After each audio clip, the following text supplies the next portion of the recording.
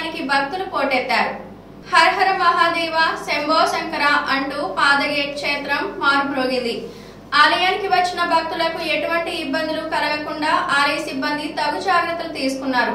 మంచినీరు, చిన్నపిల్లలకు పాలు అందజేశారు. ఎవరికి ఎటువంటి ఇబ్బందులు కలగకుండా క్రమ పద్ధతిలో అందరికీ ఒకే విధంగా దైవ దర్శనం కలిగేలా ఆలయ అధికారులు చర్యలు చేపట్టారు.